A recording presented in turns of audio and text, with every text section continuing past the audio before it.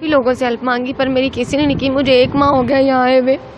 میں دیکھ کے بڑا دکھی ہوتی ہوں کہ ہمارے ساتھ ایسا ہوا صرف لاک ڈاؤن کی وجہ سے. ناظرین، نصیب ایک گورکھ دھندا ہے. کوئی نہیں جانتا کہ اگلے لمحے اس کے ساتھ کیا ہونے والا ہے. کوئی نہیں جانتا کہ چمکتی دھمکتی گاڑیوں پر پھرنے والے کے پاس کل کو سائیکل بھی نہ ہو. اور کوئی نہیں جانتا کہ محل میں رہنے والا اگلے ہی دن روڈ پر سو رہا ہو. یہ دنیا عروج و زوال کی ایک ایسے ہی انگنت واقعات سے بھری پڑی ہے. میری ساری تمہید آج کی اس ویڈیو کی دردناک کہانی کو بیان کرے گی. ناظرین، یہ دردناک کہانی مقبول ترین سٹیج اداکارہ عالیہ چوہدری کی اذیت ناک زندگی سے متعلق ہے، جو محل سے نکل کر جھگیوں میں رہنے پر مجبور ہوئی. عالیہ چوہدری کا حال دیکھ کر بھی روح کام جاتی ہے. عالیہ چوہدری جو کبھی لاکھوں دلوں کی دھڑکن ہوا کرتی تھی، دولت، شہرت، عزت سب اس کے قدموں میں آ گری تھی اور وہ بڑے غرور سے سب پر چلا کرتی تھی کہ شاید یہ کبھی ختم نہ ہو. وہ جب بڑی بڑی گاڑیوں پر روڈ سے گزرتی تو کبھی گمان بھی نہ کرتی کہ اسے انہی سڑکوں پر سونا بھی پڑے گا. یقیناً کون ایسے دردناک انجام کی توقع کر سکتا ہے. سب سے میں ہاتھ جوڑ کے منتی کرتی ہوں، میری مدد کی جائے، میرے بھائی کو ٹھیک کیا جائے. عالیہ چوہدری سٹیج کی انتہائی مقبول فنکارہ ہیں. وہ کم و بیش 14 سال سے سٹیج کا حصہ ہیں. وہ اپنے کیریئر میں دیدار، میگھا، نرگس، نگار چوہدری، ندا چوہدری اور دیگر تمام بڑے سٹیج اداکاراؤں کے ساتھ بڑے بڑے ڈراموں میں کام کر چکی ہیں. انہوں نے 14 سال کے طویل کیریئر میں کئی یادگار ڈراموں میں کام کیا اور وہ سٹیج کے تمام بڑے فنکاروں کے ساتھ کام کرنے کا اعزاز رکھتی ہیں. اور مزید یہ کہ عالیہ چوہدری ملک کے تمام شہروں کے تھیٹرز میں کام کر چکی ہیں. اس کے علاوہ انہوں نے بیرونی دنیا تک بھی اپنا فن پہنچایا. عالیہ چوہدری نے برطانیہ سمیت دیگر کئی ملکوں کا رخ کیا اور وہاں پر ڈرامہ پرفارم کیا. ان کی زندگی بہت اچھی جا رہی تھی. ان کے پاس محل جیسا گھر تھا اور سفر کرنے کے لیے بڑی بڑی گاڑیاں. ایک وقت تھا کہ عالیہ چوہدری کے نام پر ٹکٹ بکتی تھی. جس پوسٹر پر ان کی تصویر ہوتی، لوگ خوشی خوشی مہنگی سے مہنگی ٹکٹ خریدنے پر راضی ہو جاتے تھے اور اس چاند چہرے کو دیکھنے کے لیے فرنٹ رو کی ٹکٹ خریدتے. آپ عالیہ چوہدری کی شہرت اور مقام کا اندازہ اس بات سے لگا سکتے ہیں کہ وہ ایک ڈانس پرفارمنس کا 1.5 لاکھ روپیہ وصول کرتی تھی. عالیہ چوہدری بتاتی ہیں کہ ان کے مداح ان کے ساتھ ایک سیلفی لینے کو ترسا کرتے تھے اور گھنٹوں تھیٹر کے باہر ان کا انتظار کرتے. مگر افسوس کہ پھر ایک وقت ایسا آیا کہ وہ شہرت کے زمانے نہ رہے. وہی عالیہ چوہدری جو ہر دل کا چاند تھی، لاہور کے علاقے سبزہ زار میں ہانہ بدوشوں کی جھگیوں میں رہنے پر مجبور ہو گئی. ایک وقت تھا کہ وہ صبح 5 بجے اے سی والے کمرے میں سوتی اور شام 7 بجے اٹھتی اور کسی میں یہ ہمت نہ ہوتی کہ ان کو اٹھا سکے. سب ان کے قہر سے ڈرتے تھے، ان کے غصے سے عاجز تھے. مگر پھر وقت بدلا اور عالیہ چوہدری سڑکوں پر سونے پر مجبور ہو گئی. وہ بھی ایسی جگہ جہاں نہ کوئی اے سی اور نہ کوئی بیڈ، بلکہ ہر طرف مچھر اور بدبو ہو. ہر کوئی آتا جاتا ان کی حالت زار دیکھ کر عبرت حاصل کرتا. مگر آپ میں سے بہت سارے متجسس ہو کر پوچھیں گے کہ یہ آسمان سے زمین اور شہنشاہ سے فقراء کا حادثہ کس طرح پیش آیا. اولین تو یہی کہ قسمت میں جو لکھا ہوتا ہے وہ انسان تک ضرور پہنچتا ہے، اور یہ بھی حقیقت ہے کہ انسان اپنی قسمت خود ہی بناتا ہے. بظاہر عالیہ چوہدری 2 وجوہات سے اس اندھے اور گہرے کنویں میں آ گری، اور ایک وجہ تو وہی ہے جس کا ماضی کے بہت سے فنکار شکار ہو چکے ہیں. عالیہ چوہدری نے بے تحاشا پیسہ کمایا. ان کے چاہنے والے انہیں قیمتی تحائف بھی بھیجتے، ان سے دوستی کرنے کے لیے ہر چارہ جوئی کرتے. مگر بدقسمتی سے عالیہ چوہدری اس عروج کو سنبھال نہ سکی اور وہ آنے والی دولت کو اکٹھا نہ کر سکی اور وہ اسے اپنے مشکل وقت کے لیے جمع نہ کر سکی. انہوں نے جو کمایا اپنے گھر والوں کے حوالے کر دیا، انہیں شہنشاہوں جیسی زندگی دی، اور اسی چیز نے انہیں یہاں لا کر کھڑا کر دیا کہ وہ بھیک مانگنے پر مجبور ہو گئی. ان کے پاس نہ ہی کھانے کو روٹی رہی اور نہ ہی رہنے کو گھر. وہ ہر کسی سے رحم کی طلبگار بن گئی. دوسری طرف عالیہ کی اس حالت کے ذمہ دار موجودہ حالات ہیں. لاک ڈاؤن کی وجہ سے مہینوں سے تھیٹر بند رہے، جس سے فنکار برادری انتہا کی حد تک متاثر ہوئی. عالیہ جیسے گھرانوں کے چولہے جلنا بند ہو گئے. عالیہ ان تنگ حالات کی وجہ سے بڑا گھر چھوڑ کر 2 کمروں کے چھوٹے گھر میں شفٹ ہوئی تھی، لیکن 3 ماہ کا کرایہ نہ دینے کی وجہ سے عالیہ کے مالک مکان نے دھکے دے کر انہیں گھر سے نکال دیا، اور یوں عالیہ کے لیے زمین اس کا بچھونا اور آسمان چھت بن گئی. عالیہ چوہدری کے لیے مدرجہ بالا تمام مسائل ایک طرف تھے، مگر انہیں سب سے زیادہ نقصان ان کے بھائی کی بیماری نے پہنچایا. عالیہ کے بڑے بھائی شوگر کے مریض ہیں، جن کی شوگر اس حد تک پہنچ چکی ہے کہ ان کا ایک طرف کا گال پھٹ چکا ہے. بھائی کو شوگر ہے،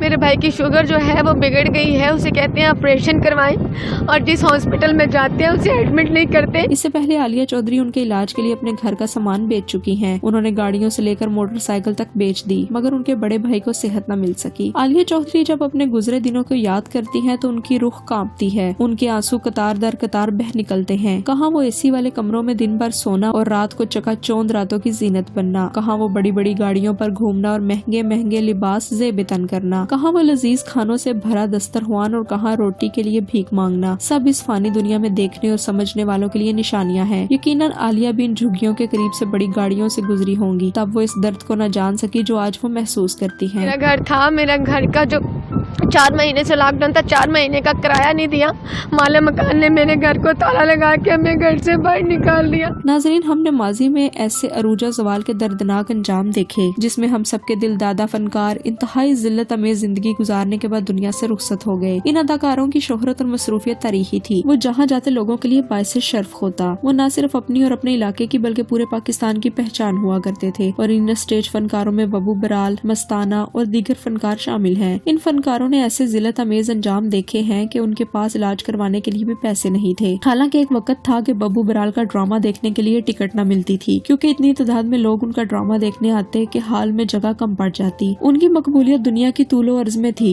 उन्होंने दुनिया के हर कोने में परफॉर्म किया, मगर आखिर में क्या हुआ? इसी तरह मेहंदी हसन खान, रूही बानो, अदाकारा मीना शोरी और बिल बतौरी समेत सबकी जिंदगियां हमारे सामने खुली किताब की तरह हैं। मेहंदी हसन ने जिन्हें शहंशाहे गजल का खिताब दिया गया, जब वो बीमार हुए तो व्हील चेयर पर बिठाकर उन्हें स्टेडियम का चक्कर लगवाया गया और उनके इलाज के लिए चंदा इकट्ठा किया गया। इससे ज्यादा जिल्लत अमेज जिंदगी एक फनकार के लिए क्या हो सकती है? इसके अलावा स्टेज के अजीम फनकार महमूद खान का वाकया हमारे सामने है। उन्हें मालिक मकान ने घर से निकाल दिया था और वो अपने घर का सामान लेकर लाहौर ट्रस्ट क्लब के सामने बैठ गए थे और ये सिलसिला आज भी नहीं रुक सका। और सितम ज़रीफी ये है कि ऐसे मुश्किल हालात में उनके अपने साथी, जिनके साथ उन्होंने साला साल काम किया होता है, मुंह फेर लेते हैं और उनकी मदद की बजाय इस जिल्लत जार का जिम्मेदार उसी को ठहराते हैं। हमारे पास एक खाने के लिए पैसे नहीं है। मैं इनसे रिक्वेस्ट करूंगी कि हमारे पास थिएटर ओपन कर दें।